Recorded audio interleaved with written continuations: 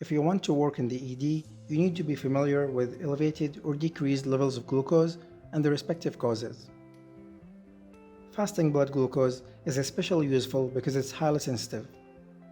The patient needs to be fasting from 8 till 12 hours, and the range should be between 70 and 99.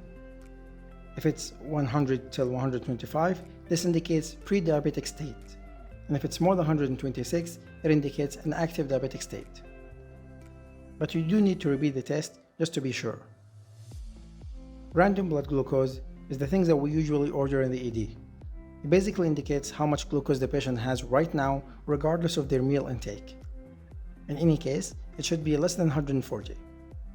In diabetic patient, it's almost always more than 200. Hemoglobin A1C is also very important because it reflects the past 2 to 3 months of glucose levels. For it to be elevated, the patient has to have high glucose levels for at least 2 to 3 months.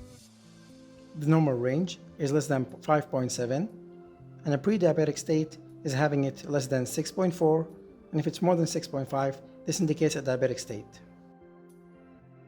Common causes of hypoglycemia are of course diabetic medications, which are designed to decrease blood glucose, excessive alcohol consumption, some medications, especially those treating liver disease, long periods of fasting, and intensive activities.